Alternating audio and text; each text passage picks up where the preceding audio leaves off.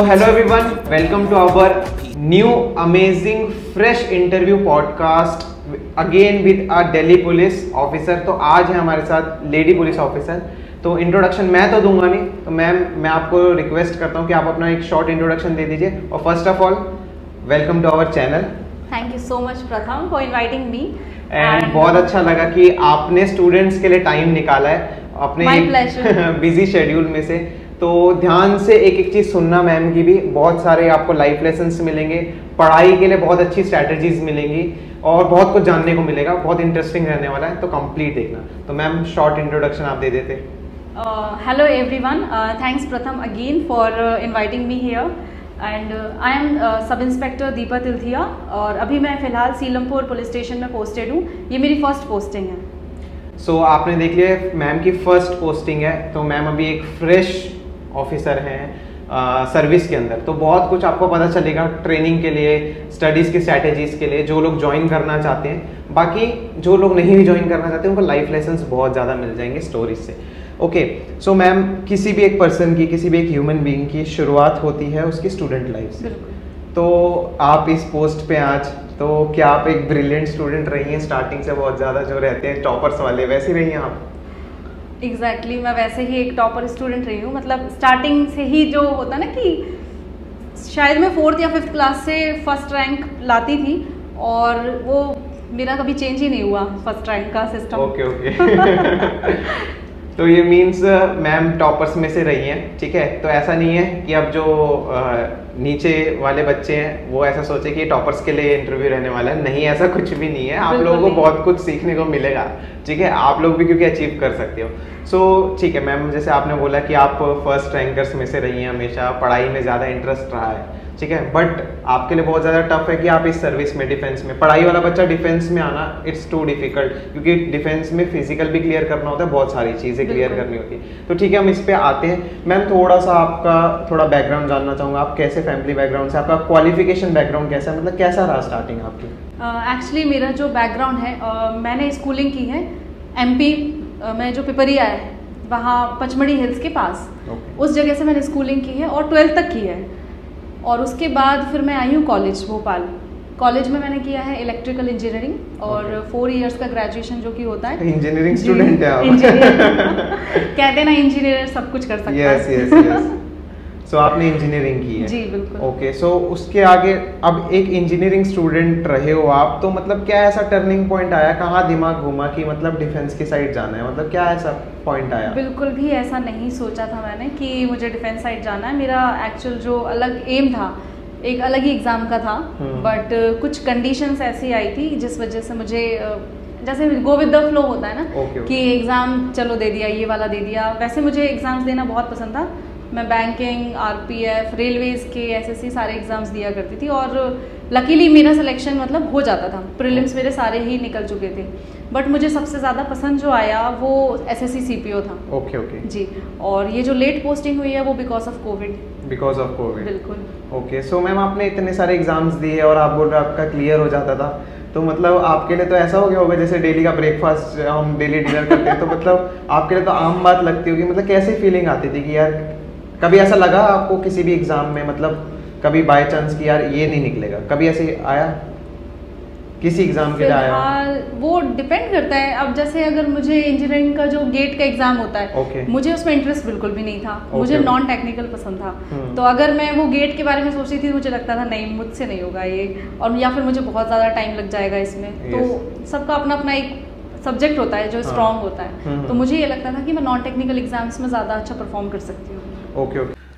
So ma'am आपने इतने सारे एग्ज़ाम्स दिए, आपने क्लियर किए एग्ज़ाम्स, तो जैसे आपने बोला कि हाँ ठीक है हो जाता था, आपने इंजीनियरिंग का भी एग्जाम्पल दिया, तो और आपकी अभी जो रैंकिंग है वो फर्स्ट आई इसके अंदर, जो रिसेंट का एग्ज़ाम था। और तो मतलब क्या फीलिंग थी और मतलब क्या एक्सपेक्ट किया था या नहीं किया था एक्सपेक्ट? वैसे मैंने एक्सपेक्ट किया था। एक्चुअली जो मेरी फर्स्ट रैंक थी वो फीमेल कैटेगरी में थी। I belong to SC category और SC कैटेगरी फीमेल्स में मैं फर्स्ट रैंकर थी। और मुझे वैसे अपने आप पे इतना कॉन्फिडेंस तो था कि हाँ शायद मैं कर जाऊंगी क्लियर। बिल्कुल। ओके, रिएक्शन क्या था फैमिली का? फैमिली बहुत खुश थी। बहुत ज़्यादा। तो मीन्स आपकी फैमिली सपोर्टिव थी कि इस फील्ड के अंदर आपको सपोर्ट करते थे? सपोर्ट करते थे family. Okay. So means ma'am कैसे बैकग्राउंड से आते हो आप? मतलब मैं बहुत ही मिडिल क्लास फैमिली से आती हूँ। Okay. जो होते हैं ना एकदम बस एक जॉब लग जाए हमारा घर चल जाए, वैसा एक होता है। बट हाँ, बहुत ज़्यादा फैमिली ने सपोर्ट किया है। हमारे होम टाउन में कोई भी लड़की अब तक ज़्यादा मतलब पढ़ी लिखी नहीं है और इवन जॉब किसी ने भी नहीं की है। I am the only one जिसने पढ़ाई भी की, आगे जॉब भी की और अभी अपने लाइफ में काफ़ी अच्छा कर रही है। Okay okay okay.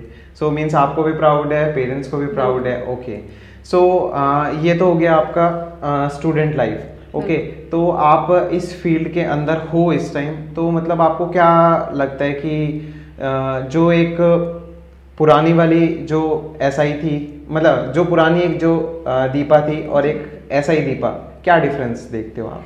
काफ़ी ज़्यादा डिफरेंस है और सबसे बड़ा डिफरेंस जो है वो सेंसिटिविटी का है। ओके। जो कि मैं बताना चाहूँगी कि मैं इतनी ज़्यादा सेंसिटिव थी कि अगर जैसे कोई रो रहा हो मेरे सामने तो मैं भी रोने लग जाती थी। Okay.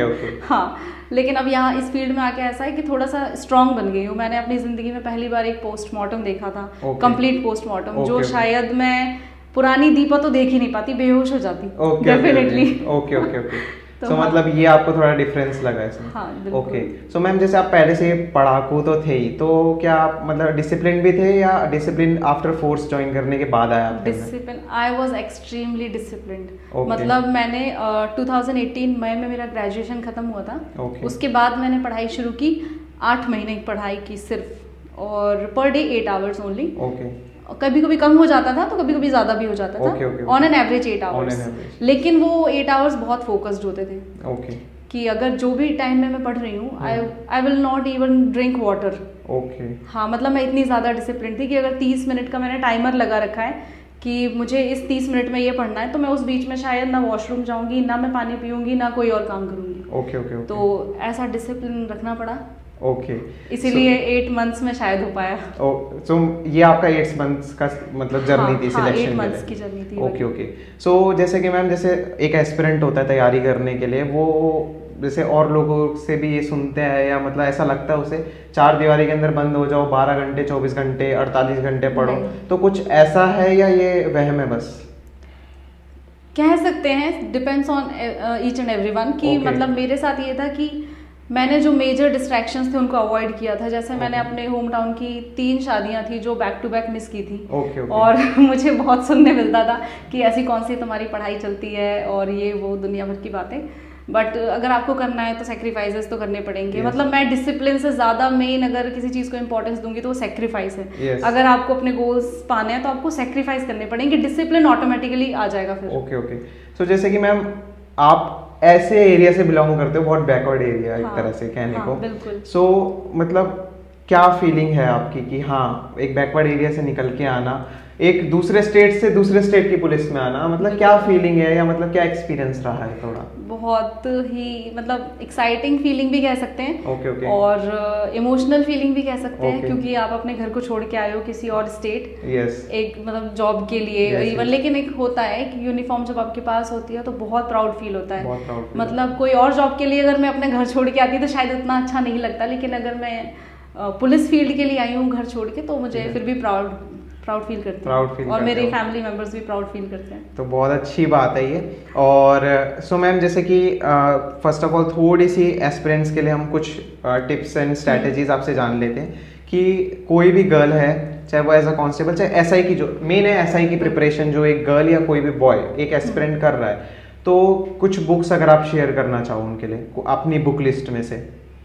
First of all I would like to share कि जो प्रिपरेशन है मैंने वो सेल्फ स्टडी की है और कुछ यूट्यूब से किया है। यूट्यूब में आपने देखा होगा कि बहुत सारे जो हैं हमारे चैनल्स चल रहे हैं आजकल, जो लोग ऑफलाइन पढ़ाते हैं वही लोग ऑनलाइन भी पढ़ाते हैं, तो आप वहाँ से भी एक बेनिफिट उठा सकते हैं। तो मैंने यही किया कि बहुत सारे रैंडम चैनल्स थे। किसी चैनल से मैंने इंग्लिश पढ़ लिया, किसी चैनल से मैंने मैथ्स पढ़ लिया, किसी चैनल से मैंने रीजनिंग पढ़ लिया। इस तरीके से मैंने चैनल्स से हेल्प ली। और जो हमारी नॉर्मल बुक लिस्ट होती है, जो सबको ऑलमोस्ट आई थिंक सबको ही पता है, जैसे इंग्लिश के लिए होती है हमारी प्लिंथ टू पैरामाउंट और AK सिंह, और मैथ्स के लिए राकेश यादव सर के मैंने क्वेश्चन जो प्रीवियस ईयर क्वेश्चन वाली बुक है वो ली थी। उसके अलावा रीजनिंग आप किसी भी रैंडम यूट्यूब चैनल से कर सकते हैं। और इंग्लिश मैंने बता चुकी हूँ। GS random each and every channel मैंने जो टॉपिक मुझे लगा कि इस जगह से करना चाहिए अकॉर्डिंग टू दिस सिलेबस, मैंने वो सर्च किया और उससे वैसे कर लिया। और बुक है उसके लिए मनोहर पांडे की जो एक अरिहंत वाली बुक आती है, अरिहंत वाली, हाँ वो अरिहंत वाली बुक इज वेरी वेरी, मतलब I think it's enough. Okay. हाँ, स्टैटिक के लिए that's enough and current affairs आपको अलग से चैनल के थ्रू करना पड़ेगा। ओके।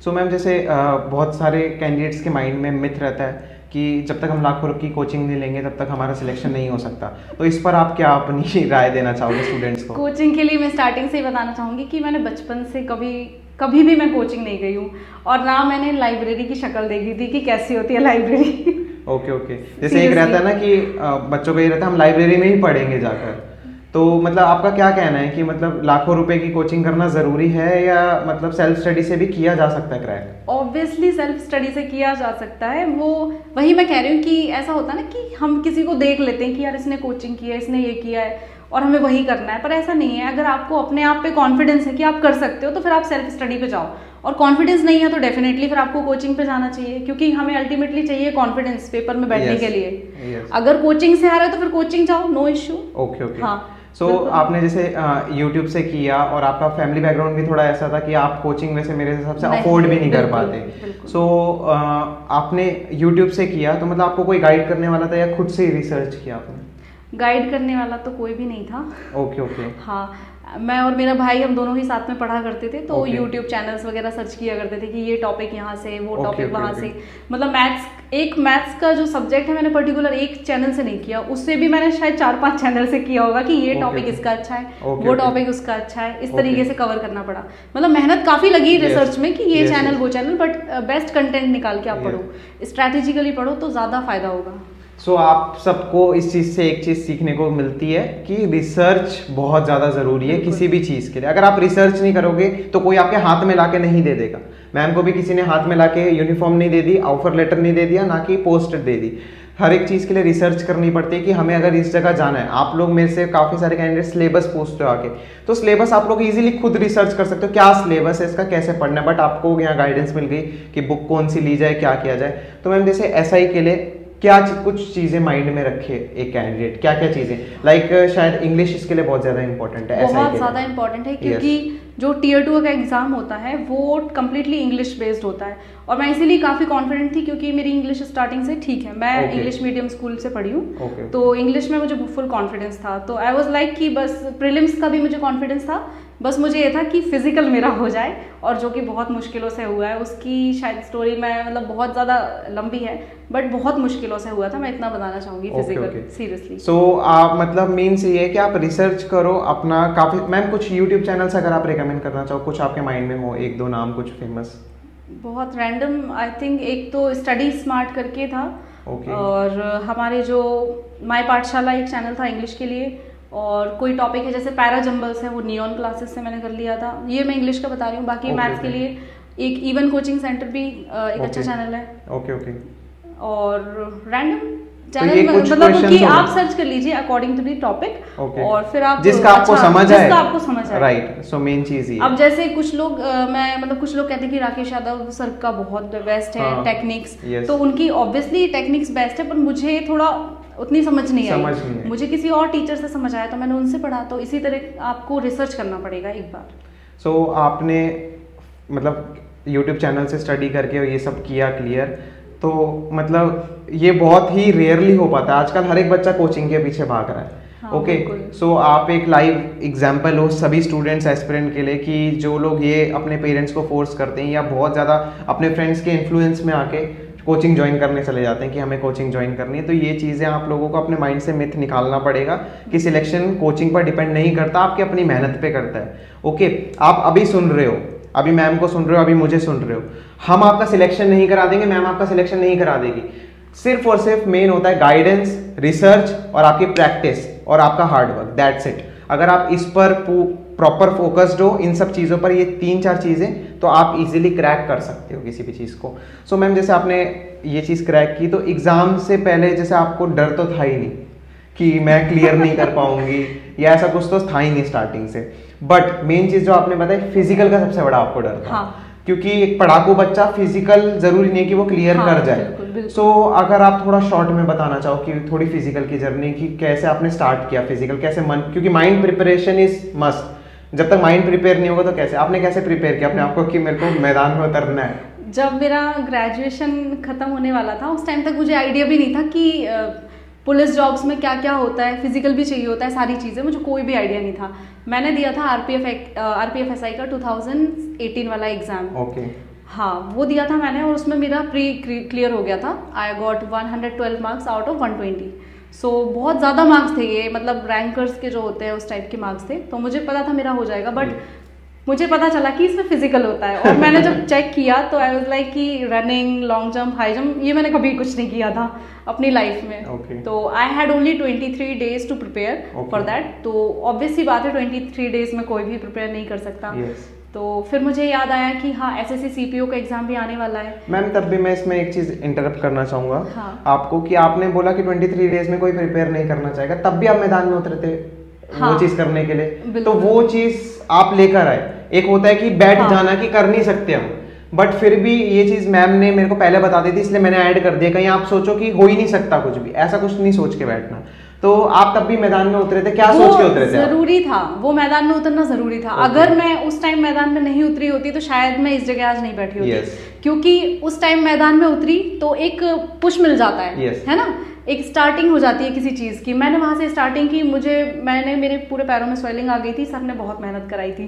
ओके। हाँ, तो एक होता है ना कि यार इतना हमने अगर स्ट्रगल किया, सारा कुछ किया है, तो अब हम फिजिकल को कंटिन्यू रखेंगे, कोई और एग्जाम देंगे।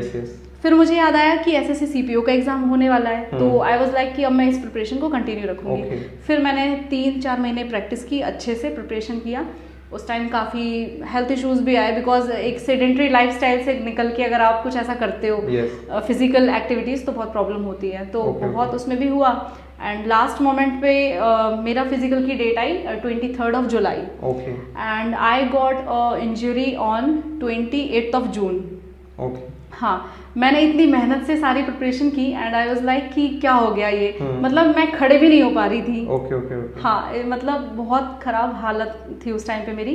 फैमिली मेंबर्स भी इतना वो हो गए थे कि यार अब क्या होगा। भैया ने एक उनके फ्रेंड से पूछा जो मेडिकल फील्ड में कि मेरी बहन को ये प्रॉब्लम है कि यहाँ ऐसे दर्द होता है। मेरे लेफ्ट लेग में इंजरी हो गई थी, हैमस्ट्रिंग पुल हो गया था। हाँ, तो I was not able to stand. हाँ, तो ये प्रॉब्लम थी। उन्होंने बोला कि अपनी बहन को आप बोल दो कि वो अब आगे मतलब ग्राउंड ना जाए, वरना उनका परमानेंट डैमेज भी हो सकता है पैर। तो ही वॉज वेरी वरीड, मैं भी डर गई, फैमिली मेम्बर्स भी डर गए। But I continue 2-3 days more कि सर ने कहा कि हो सकता है कि अब रनिंग करते करते अपने आप ठीक हो जाए। बट ऐसा कुछ भी नहीं हुआ, वो और वर्स होता चला गया। हाँ, और वो दिन था 3rd जुलाई, 3rd और 4th जुलाई, जब ये प्रॉब्लम हुई कि मतलब मैंने सोच लिया कि अभी एक काम करते, रेस्ट लेना पड़ेगा। सर ने मुझे कह दिया कि दीपा आप रेस्ट ले लो, आप अब मत करो। तो अब मैं कंप्लीटली रेस्ट पे थी अपने घर पे। इवन मतलब मैं चलती भी नहीं थी ज़्यादा, ये सिचुएशन आ गई थी। और माइंड इतना वो था कि यार इतनी मेहनत के बाद भी अगर चीज़ मिस हो गई तो क्या होगा। तो बट मेरी मम्मी ने बहुत उस टाइम पे हिम्मत दिखाई। मतलब लोगों की मम्मी होती है ना कि यार नहीं, मेरा बच्चा मेरा लाल, और ऐसे करके मतलब बचाते ही हैं चीज़ों से। बट मेरी मम्मी ने उस टाइम बहुत हिम्मत दिखाई। मतलब she is really a strong lady. तो उन्होंने बहुत हिम्मत दिखाई। उन्होंने बोला कि नहीं दीपा, तू फिजिकल देने जाएगी चाहे कुछ भी हो जाए। अब भले हार के आ लेकिन जा। शी वाज लाइक भले हार के आ लेकिन जा। और मेरे भाई ने भी मुझे सपोर्ट किया। गौरव भैया ने, सौरभ भैया थोड़े ज्यादा प्रोटेक्टिव थे तो वो मना करते थे कि नहीं मत जाना। लेकिन गौरव भैया और मम्मी ने बहुत सपोर्ट किया कि नहीं तू जाएगी। तो आई वाज लाइक कि ठीक है। एंड फिर मैं गई सर के पास जिस दिन मेरा फिजिकल था। तो मैंने बोला सर मैं जा रही हूँ। तो सर ने मुझे बोला कि ठीक है, एक पेन किलर लो और अपना जाओ। तो मैं चली गई। I am thankful to that painkiller, जो उसने मुझे इतना हेल्प किया कि I was able to do all the things. कि मैंने रनिंग की, उसके बाद हो गया थोड़ा सा कि जब हम कर लेते हैं प्रैक्टिस तो थोड़ा लगता है। हाँ, अब जब मैं रेस्ट पे थी टोटल, और उसके बाद 20-22 दिन का रेस्ट था, और मैं रेस्ट पे थी। और उसके बाद जब मैं फिजिकल देने गई तो मेरे पैर पूरे भर गए थे एकदम। ये होता है ना, कुछ टाइम बाद हम रनिंग करते तो पूरे पैर भर गए थे। और फिर उसके बाद थी स्प्रिंट। एंड स्प्रिंट के टाइम ऐसा था कि I was able to hear my heart beats, कि धक धक ऐसी आवाजें पूरी सुनाई दे रही थी मुझे। हाँ, मतलब इतना ज्यादा वो था। फिर मेरे दर्द स्टार्ट होना शुरू हो गया, लेकिन लॉन्ग जंप बची थी और हाई जंप बची थी। वहाँ का जो स्टाफ था वो बहुत ही प्यारा था, उन्होंने मुझे बहुत सपोर्ट किया। देवर लाइक कि वो पॉज ले लेते थे कि यार मतलब ये लड़की इसके मार्क्स बहुत अच्छे हैं, सबसे ज़्यादा मार्क्स मेरे थे उस टाइम पे वहाँ पे। okay. हाँ, तो वो चाहते थे कि मेरा सिलेक्शन हो, तो वो पॉज ले लेते थे कि ब्रेक ले लेते हैं, इसको थोड़ा रेस्ट मिल जाए या उसके बाद ये परफॉर्म करे। तो फिर लॉन्ग जंप हुई जैसे तैसे, और लास्ट में थर्ड अटेम्प्ट में हाई जंप हुई, जो कि बिल्कुल इतने गैप से मैं क्लियर करी थी। अच्छा, मतलब वो अगर जो डंडा होता है वो अगर टच हो जाता, वो गिर जाता, तो बस फिर मतलब मैं उस जॉब से दूर हो चुकी होती। सो मतलब जब आपने रियली मतलब विश्वास ही नहीं हो रहा था किसी को कि मेरा सिलेक्शन हो गया है फिजिकल में, बिकॉज हालत खराब थी, सबने मुझे देखा था कि इससे चलते भी नहीं बन रहा है। हाँ। तो जब क्लियर करके आप बहुत हाई जंप करके खड़े हुए थे तो क्या feeling? I was literally crying. Okay. मैं जैसे ही मैं गिरी वहां पे हाई जंप करके, I was literally I started crying. Okay. मतलब वो खुशी वाले आंसू कि finally clear. Yes, finally it was clear. Okay. So means आपने फिजिकल भी क्लियर कर ही लिया आखिरकार। तो उसके बाद मैं श्योर हो गई थी कि हाँ, दिल्ली पुलिस मेरी है, क्योंकि मैं श्योर थी, because I was really confident in English, और मेरे प्रीलिम्स के मार्क्स भी अच्छे थे और टोटल के हिसाब से वो होता है, तो मैं कॉन्फिडेंट थी कि जनरल कट ऑफ से मैं क्लियर कर जाऊंगी आराम से। ओके। हाँ। सो मीन्स आप देख सकते हो कि इतनी खतरनाक जर्नी, इंजरी होते हुए भी हाई जंप करना, लॉन्ग जंप, क्योंकि रनिंग क्या है ना कि रनिंग ठीक है कर ली, एक जगह पे भाग रहे, उस पे इतना जोर नहीं पड़ रहा। एक्चुअली मेन प्रॉब्लम यही थी कि हाई जंप में आप अलग अलग तरीके की हाई जंप करते हो। हाँ। तो मेरे साथ ये था कि इस पैर पे वेट रख के मुझे हाई जंप करनी थी, और मेरा यही पैर इंजर्ड था, लेफ्ट वाला। तो यहाँ प्रॉब्लम आई थी, इसलिए 2 बार बिल्कुल भी मुझसे क्लियर नहीं हुई, and I was really worried कि क्या होगा, बट थर्ड टाइम में I made it. So ma'am, जैसे आपने बताया कि आपका पैर वो हो गया था, आपने तब भी क्लियर किया, तो आपको किसी पॉइंट पे ऐसा नहीं लगा छोड़ देती हूँ? कोई ऐसा पॉइंट लगा हो? कई बार सबकी लाइफ में ये होता है, मेरी लाइफ में भी ऐसा हुआ था, मतलब मैं भी बहुत डिमोटिवेट हो गई थी कि यार क्या हो गया मेरे साथ। एंड ऐसा होता है ना कि मेरे एग्जाम्स क्लियर हो जाते थे, तो मैंने सोचा कि चलो कोई नहीं, है जाएगा तो दूसरा आ ही जाएगा। तो ऐसा फीलिंग थी, बट मेरी मम्मी ने बहुत सपोर्ट किया, उन्होंने मुझे मोटिवेट किया, और मेरे भाई ने कि नहीं दीपा तू जाएगी। एंड यू वोंट बिलीव कि जब मेरा भाई मुझे लेके जा रहा था सेंटर, तो वी वर डिस्कसिंग कि नेक्स्ट जो एग्जाम आ रहा है उसकी स्ट्रेटेजी हम कैसे बनाएंगे क्योंकि पता था कि शायद ये नहीं होना है। हाँ। मैं ये मान के जा रही थी कि मेरा नहीं होगा, बिकॉज हालत उस टाइम खराब थी, बट हाँ कहीं ना कहीं एक चीज थी कि अब आए हैं तो अपना बेस्ट दे के जाएंगे, बेस्ट देकर जाएंगे। हाँ। ओके, तो मतलब कभी तैयारी के दौरान या फिजिकल के पहले या मेन से पहले कोई ऐसा लाइफ में मोमेंट आया हो कभी आपकी, आपने बोला कि नहीं छोड़ देते हैं इस चीज़ को, या ट्रैक चेंज कर लेते हैं? नहीं, ट्रैक चेंज का नहीं था। ग्रेजुएशन के बाद ऐसा होता है, आपके सारे फ्रेंड्स मतलब आईटी कंपनीज में चले जाते हैं। हाँ। ना, वो जोन भी बहुत ज़्यादा खतरनाक था कि सारे फ्रेंड्स आपके चले जाते हैं आईटी कंपनीज में, दे हैव स्टार्टेड अर्निंग, ठीक है, and you are sitting at home preparing, और एकदम आप कट हो गए हो दुनिया से। हाँ। ना आप कहीं जा रहे हो, इवन यू वोंट बिलीव, जैसे I am not an atheist या कुछ भी, मैं भगवान को मानती हूँ, बिल्कुल मानती हूँ। पर भगवान से ज़्यादा मैं कर्म को मानती हूँ, ठीक है। तो जैसे मोहल्ले में आपके होते हैं ना गणेश जी हम रखते हैं, ये सब होता है। हाँ। मेरे शायद 300 मीटर के डिस्टेंस पे ही रखे हुए थे। एंड मेरे पास इतना भी टाइम नहीं था, मैं इतना फोकस्ड होके पढ़ती थी कि मैं जाके दर्शन भी कराऊं। मेरी मम्मी जाके प्रसाद लाके मुझे देती थी कि दीपा ये प्रसाद ले ले, एंड मैं मन में माफी मांगती थी उनसे कि कोई बात नहीं, लेकिन जब मैं कुछ बन जाऊंगी तब जरूर अलग से आऊंगी आपके पास। ओके। तो ये वो बात होती है कि सेक्रीफाइस करने पड़ते हैं, बहुत सारे सेक्रीफाइस। बर्थडे पार्टीज नहीं करी, मूवीज नहीं गई, कहीं घूमने फिरने नहीं गई, किसी शादी पार्टी में नहीं गई, अपनी पढ़ाई करी। अगर आप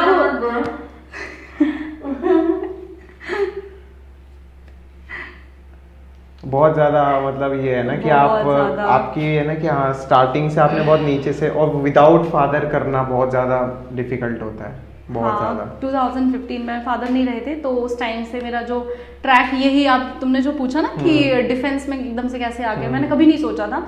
मेरा जो मेन फोकस था वो यूपीएससी ही था। ओके। हाँ, बट ऐसी सिचुएशंस आ गई, फादर नहीं रहे उस टाइम पे, हम फाइनेंशियली बहुत उसमें आ गए थे, कर्ज में आ गए थे, उनके ट्रीटमेंट में जो पैसा लगा, एंड कुछ नहीं था, जॉब भी नहीं थी, तीनों भाई बहन में कोई वर्किंग नहीं था। हाँ, कोई भी वर्किंग नहीं था, और उस टाइम पैसों का बहुत मतलब वो था। तो आई वाज लाइक कि कोई भी जॉब मिल जाए जल्दी से, बस ज्वाइन कर लूँ और फाइनेंशियली चीज़ों को ठीक कर लूँ। yes. तो इसलिए मैंने फिर अपना ट्रैक यूपीएससी से चेंज करके एसएससी वगैरह और बाकी एग्जाम्स पे लाया।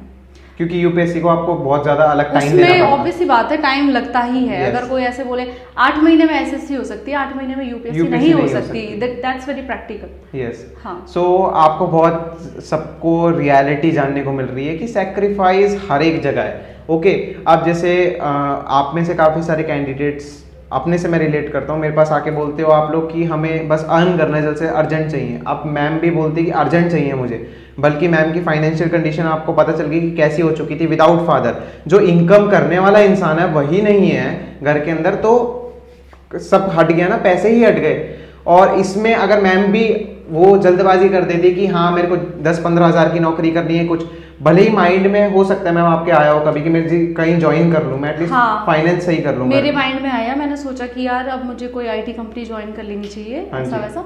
बट भैया ने सपोर्ट किया, बड़े भैया ने, मतलब फादर नहीं रहे लेकिन बड़े भैया ने फादर का पूरा रोल निभाया है। मैं उनको थैंक यू हमेशा कहती हूँ इस बात के लिए। मतलब ऐसा नहीं, मैं हमेशा कभी भी रैंडम मुझे याद आ जाता है, मैं रैंडम बोल देती हूँ कि भैया थैंक यू सो मच, आपने इतना किया था हमारे इस टाइम पे। तो ही स्टार्टेड ट्यूशंस, उन्होंने ट्यूशंस लेना स्टार्ट किया, तो थोड़ा सा उससे हमारा घर चला। तो भैया ने बोला तुम लोग अपनी पढ़ाई अच्छे से प्रिपेयर, मतलब कंटिन्यू रखो, मैं ट्यूशंस पढ़ा के मैं घर चलाऊंगा। और जो पापा की जॉब थी जो भैया को मिलनी थी, तो वो भी बहुत टाइम ले लिया उसने मिलने में, लगभग 1.5 साल। तो तब तक हम लोगों ने बहुत परेशानियों में गुजारा किया था। तो देख सकते हो आप कि हाँ हर एक चीज़ में सेक्रीफाइस होता है। अर्जेंट कुछ नहीं मिलता, अर्जेंट कुछ भी नहीं होता कि हाँ आपको अर्जेंटली चीज़ मिल जाए। लाइफ में कुछ भी अर्जेंट नहीं होता। ओके, तो ये चीज़ आप लोगों को अपने माइंड सेट अपना बिठाना पड़ेगा। पोस्ट अर्जेंट नहीं मिली है, इसके पीछे बहुत सेक्रीफाइस रहा है। ठीक है, चाहे आप एक आईटी कंपनी भी ज्वाइन करते हो, उसके पीछे भी रहता है ना, हम 11th 12th ग्रेजुएशन इतने साल बिताकर हम आगे पहुंचते हैं। तो जॉब के लिए भी या अर्निंग के लिए भी, एक पोस्ट के लिए भी आप लोग अर्जेंट कभी भी मत करा करो, नहीं तो आप फेल ही होगे, पास हो ही नहीं सकते इस चीज़ के अंदर। सो अगर मैम शायद आपने भी जल्दबाजी में कोई डिसीजन ले लिया होता तो शायद आपके कंधे पे स्टार नहीं होते और यूनिफॉर्म नहीं पहनी होती आप। बिल्कुल बिल्कुल, अगर मैंने कुछ और ज्वाइन कर लिया होता, जैसे मेरा आईबी वगैरह में भी हो गया था, तो अगर मैं वो ज्वाइन कर लेती तो किसी और ही फील्ड में हो जाती, या बैंकिंग के मेरे एग्जाम्स निकल जाते थे, अगर मैं वो चली जाती तो आज मैं कंप्यूटर चला रही होती। क्योंकि एग्जाम्स तो मैम के बाएं हाथ का खेल हो चुका था कि हाँ क्लियर हो ही जाने। तो जल्दबाजी में उस टाइम अगर कोई डिसीजन ले लेती मैम, तो आप देख सकते हो ना यूनिफॉर्म होती, ना एक पहचान होती, ना अपने आप पे प्राउड होता, एक जगह पे बैठ के सिर्फ कंप्यूटर ही चला रहे होते। ये बात सही है, भले ही वो जॉब बेकार नहीं है। बहुत सारे बैंकिंग वाले सोचेंगे कि वो जॉब बेकार नहीं, बैंकिंग बेकार नहीं है ना, कोई फील्ड बेकार नहीं है, बट एक होता है अपना पैशन, हर एक चीज़ अपनी फॉलो करनी होती है। सो वही चीज़ है। सो जैसे कि मैम अब आपने ज्वाइन कर लिया था, ठीक है, आपने अपना मेंस एग्जाम दिया, हर एक चीज़, तो ज्वाइनिंग के टाइम पर क्या फीलिंग थी आपके माइंड में कि हाँ फर्स्ट डे कैसा निकला था? आपको हर एक को फर्स्ट डे अपना याद होता है, तो कैसा गया था आपका फर्स्ट डे? बहुत ही मतलब इमोशंस भरा था फर्स्ट डे, क्योंकि वैसे ही एग्जाम के लिए इंसान बहुत मेहनत करता है और उसके बाद वो क्लियर होता है। उसके बाद प्रॉब्लम ये आई कि कोविड ने इस चीज़ को एक्सटेंड कर दिया। इस चीज़ में मैं एक और चीज़ आपको बताना चाहूँगी कि कभी भी किसी चीज़ के पीछे बहुत मत भागो, बिकॉज डेस्टिनी जब आपको जो चीज़ देना चाहती है वो तभी देगी। अब मेरा एग्जाम इजीली क्लियर तो हो गया था, बट प्रॉब्लम ये थी कि कोविड ने इस चीज़ को बढ़ा दिया, तो इसमें भी शायद हमारी ज्वाइनिंग में 3 साल 3.5 साल का पूरा टाइम ले लिया। तो जब डेस्टिनी चाहेगी आपको जो चीज़ मिले वो तभी मिलेगी, चाहे आप कितनी ही जल्दबाजी कर लो, कुछ भी कर लो। Yes yes. तो फर्स्ट डे मेरा जो रहा था वो बहुत ही अच्छा था, इमोशंस भरा था। मैं अपने घर से दूर आई थी और दिल्ली आई थी फर्स्ट टाइम, तो अच्छा था डे, बहुत ही प्यारा था और बहुत प्राउड फीलिंग आ रही थी। बस एक ही चीज़ का रिग्रेट था कि जिसके लिए इतना करना था वो उस चीज़ को देख नहीं पाए, जो कि मेरे फादर। तो मुझे हमेशा इस चीज़ का रिग्रेट रहता है, हमेशा, और शायद आगे भी रहेगा। सो मैम जैसे ये तैयारी के दौरान, जैसे आप भी बहुत पुराने कोई एरा के नहीं हो, अभी आप रिसेंट मॉडर्निटी के ही हो, तो मतलब आज की डेट में सबसे ज़्यादा हो गया सोशल मीडिया, मोबाइल, और ये इस डिस्ट्रैक्शन को कैसे आपने अवॉइड किया? क्योंकि हर किसी को होता है ये। हाँ, ये मैं बताना चाहूँगी, बिल्कुल बताना चाहूँगी, क्योंकि मेरा ग्रेजुएशन हुआ था, मुझे याद है आज भी, 10 मई को मार्कशीट मिल गई थी आपको कि आप ग्रेजुएट हो चुके हो। तो मैंने फिर उसके बाद बढ़िया से 15 दिन मैंने बहुत चलाया फेसबुक, बहुत चलाया व्हाट्सएप और बहुत चलाया इंस्टाग्राम। मैंने सोच लिया था कि जितना मुझे चलाना है मैं 15 दिन चलाऊंगी। उसके बाद ये तीनों चीज़ें डीएक्टिवेट हो गई थी टोटल, जब तक मेरा फिजिकल नहीं हो गया था। जिस दिन मेरा फिजिकल हुआ था क्लियर, उस दिन मैंने अपना व्हाट्सएप इंस्टॉल किया था, और फिर मैंने अपना वो जो एक पेपर मिलता है कि हाँ आपने फिजिकल क्लियर कर लिया, वो मैंने अपने स्टेटस पे लगाया था। Okay okay okay. तो मैंने लॉन्ग टाइम में सोशल मीडिया से दूर रही थी, पर इसका फायदा भी है कि कई बार लोग आपको डिमोटिवेट कर देते हैं। जैसे आप कांटेक्ट में किसी के भी आओ, वो बताएगा अरे मैंने तो इतना सिलेबस कर लिया, मैंने तो ये कर लिया, आप हो जाओगे डिमोटिवेट कि यार इसका कैसे हो गया, मेरा क्यों नहीं हुआ। बहुत सारी चीजें या आप देख रहे हो आपके दोस्त जो जॉब कर रहे हैं, किसी ने कार ले ली, कोई गोवा घूम रहा है, कोई कहीं जा रहा है, तो फिर भी आप डिमोटिवेट होंगे कि यार मेरी लाइफ कैसी चल रही है और इनकी अच्छी चल रही है। और इसीलिए मैं लोगों को बोलती भी हूँ, जो एस्पिरेंट होता है, कि अगर इंस्टाग्राम वगैरह ये सब चीज़ आप डिलीट कर सकते हो तो आप करो। क्योंकि मैंने इन सारी चीज़ों को डिलीट करके रखा था। मेरे पास था सिर्फ टेलीग्राम, जिसमें पढ़ाई की अपनी पीडीएफ्स और सारी चीज़ें आती थी, तो मैं वो यूज़ करती थी अपडेट्स के लिए। हाँ, और ये सब चीज़ों के लिए बस। सो मेन चीज़ ये है कि बहुत आज का स्टूडेंट्स के लिए बहुत ज़्यादा डिफिकल्ट हो गया है कि ये सब अवॉइड करना, और ये बात बहुत ज़्यादा मेरे को टच करी और आप सबको लगी होगी कि उस दिन ही इंस्टॉल किया व्हाट्सएप और उसी दिन स्टेटस लगाया कि हाँ क्लियर हो गया। ये बहुत फिर लगता है ना कि यार अब स्टेटस लगाने में भी आपको मजा आएगा। हाँ। ये क्या स्टेटस लगा लिया कि कुछ भी आपने लगा लिया, अब ऐसे स्टेटस लगाओ कि सारे लोग रिप्लाई करें, चैट्स भर जाए आपकी। यस हाँ। सो ये चीज होती है कि हाँ कि अब क्लियर कर लिया, एक मुकाम हासिल कर लिया, तो वो स्टेटस दूसरों को भी इंस्पायर करेगा, अच्छा भी लगेगा। ओके सो ये चीज़ बहुत ही मुझे बहुत ज़्यादा टच की, तो आप लोगों को तो ज़रूर की होगी। ठीक है, तो जैसे कि मैम आपने बताया, ठीक है क्लियर हो गया, आपने स्टेटस लगाया, आप फिर दोबारा सोशल आ गए। ठीक है। हाँ। तो मतलब आपको ऐसा नहीं लगा कभी कि हाँ मेरे को थोड़ा सोशल रहना चाहिए या कुछ, मतलब जब आपने छोड़ दिया था ये, तो आपने पूरा ही छोड़ दिया था, मन बना लिया था, या आपको लगता था बीच बीच में कि यार मैं भी तो देखूं यार कुछ? मैं जब अपने कॉलेज में थी तो थर्ड ईयर से मैंने जो सेकेंड ईयर में मैंने आपको बताया कि मेरे फादर नहीं रहे थे, तो उस टाइम मेंटली इमोशनली बहुत ज़्यादा मैं एकदम डिप्रेस्ड टाइप की थी। तो फिर मैंने अपने आप को थोड़ा सा रिवाइव करने के लिए एनजीओ ज्वाइन किया था एक 2017 में। हाँ, तो मैं उसमें बहुत मुझे अच्छा लगता था, बिकॉज मैं थोड़ी सी इमोशनल भी हूँ। तो बच्चों को पढ़ाने जाते थे हर वीकेंड, और मतलब एनजीओ में मुझे काम करना बहुत पसंद था, तो वो सारी चीजें मैं करती थी। तो मैंने 2 साल वो किया। उसके बाद जब मुझे अब पता चला कि मुझे अब अपना खुद भी कुछ करना है, अपनी पढ़ाई करनी है, अपनी तैयारी करनी है, तो आई वाज फोकस्ड। फिर मैंने एनजीओ में भी अपना टाइम। सो मैम जैसे अभी डिस्ट्रैक्शन की बात हो रही थी कि आजकल डिस्ट्रैक्शन बहुत ज्यादा बढ़ गया है फोन के थ्रू, ये वो, बट आपने भी तो यूट्यूब से पढ़ाई की है ना, नोटिफिकेशन तो आपके फोन में भी आते होंगे, है ना, बहुत सारी चीजें हैं। ओके सो मतलब आप फोकस्ड कैसे रहे? आपका मतलब एक डिस्ट्रैक्शन लेवल आपने बहुत लो करके रखा, जो आजकल लो करना इम्पॉसिबल है। ओके जैसे हम भी करना चाहें आज की डेट पे तो वो इम्पॉसिबल लगता है। जैसे कि मेरा भी रहता है कि सुबह उठते फोन देखना ही देखना है, भले ही वो मेरा वर्क है, बट एक वो रहता है ना कि मैं उससे दूर नहीं रह सकता। मैं चाहता भी हूँ कि मैं 1 मिनट फोन रख दूँ, बट नहीं हो पाता। तो फोकस्ड कैसे रहा जाए एक स्टडीज में भी अपनी, और क्या चीज? फोकस्ड का ऐसा है कि फोकस भी एक हैबिट होती है कि अब जैसे तुमने कहा कि तुम सुबह उठ के सीधा फोन देखते हो, ये एक हैबिट है। तो अगर मैं इस हैबिट को चेंज कर दूं कि मैं कुछ और करूं, तो वो भी एक हैबिट में कन्वर्ट हो जाएगा। हाँ, तो मेरी एक हैबिट मैंने बनाई हुई थी यूट्यूब से, जो कि मेडिटेशन करने की थी। मैं एक वीडियो स्टार्ट करती थी, अपने ईयरफोन्स लेती थी और सबसे पहले उठ के मेडिटेशन करती थी 15 मिनट्स। ये मेडिटेशन मैंने लगभग 2016 से किया है। मैं वही फिर से बताना चाहूंगी कि 2015 में जो हुआ था, उसके बाद से 2016 से मैंने अपनी लाइफ में बहुत चेंज लाया। मतलब मेडिटेशन किया ताकि मेरा माइंड शांत रहे, काम रहे, और मैं थोड़ा और कुछ और सोचूं, परेशानियों के अलावा कोई और चीज़ों पर ध्यान दूं। तो फिर मैंने मेडिटेशन किया, तो 2016 से अभी ट्रेनिंग तक कंटिन्यू मेरा मेडिटेशन जारी था एकदम। हाँ बिल्कुल। तो मेडिटेशन का बहुत रोल है आपकी लाइफ में। आपको लगता होगा कि क्या करना है, बस ऐसे बैठना है, फोकस करना है एक जगह, तो आपको लगेगा कि यार ये सब फालतू है, लेकिन आप करके देखो एक बार। आप स्टार्टिंग में बैठोगे 100 थॉट्स आएंगे, फिर कुछ दिन और बैठोगे 80 होंगे, 50 होंगे, फिर एक टाइम आएगा जब 0 थॉट्स हो जाएंगे। और जब थॉट्स नहीं आते तभी आप फोकस्ड होते हो। हाँ, मेडिटेशन गौतम बुद्ध भी बताते हैं कि उसकी पावर क्या है, तो आपको वो करना ही चाहिए मेडिटेशन।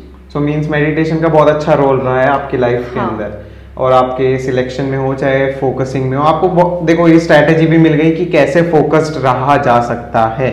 ओके सो आपने इतनी सारी स्ट्रैटेजीज बताई, हर एक चीज क्लियर की। एट लास्ट आप आज के यूथ को कोई ऐसा मैसेज जो आप अपनी तरफ से देना चाहते हो कि यार ये मैसेज यूथ तक पहुंचना चाहिए, कोई ऐसा मैसेज, कोई बदलाव उनकी हैबिट में या कुछ, कोई भी ऐसा मैसेज? हैबिट में अगर मैं बदलाव का पहले बताती हूँ, क्योंकि वो ही एक हमारा बेस फाउंडेशन होता है। कि मैं पर्सनली जो करती थी वो ये था कि मैं मेडिटेशन करती थी। एक आपने एक डायलॉग सुना होगा कि जो घड़े में होगा वही निकलेगा, ठीक है। तो आप उसमें डाल क्या रहे हो, जो चीज़ आप डाल रहे हो वही निकालोगे ना। जैसे बोलते हैं कि इस पेड़ पे ये चीज़ कैसे आ सकती है, नीम के पेड़ पे आम कैसे आ सकते हैं, तो वो सेम बात है। अगर आप घड़े में पानी डाल रहे हो तो पानी आएगा, जूस डाल रहे हो तो जूस आएगा। इसी तरह से हमारा माइंड एक घड़ा होता है।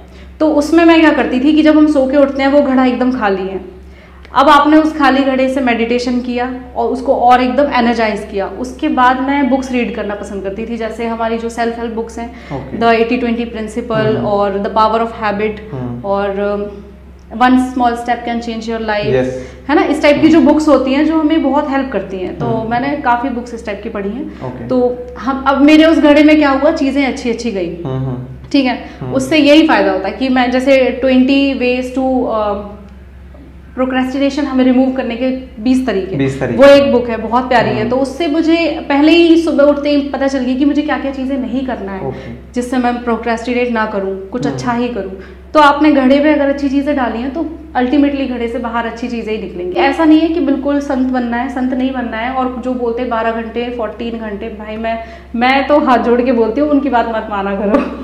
मतलब मैं सबको यही बोलती हूँ, क्योंकि मैंने बताया मैं एक ऐप रखती हूँ अपने पास, पोमोडोरो टाइमर, और वो आपके पास भी होना चाहिए जितने लोग प्रिपरेशन कर रहे हैं। उस ऐप में ये होता है कि एक टाइमर होता है, मैं आपको इससे दिखा देती हूँ, जो मेरे पास इस टाइम भी है।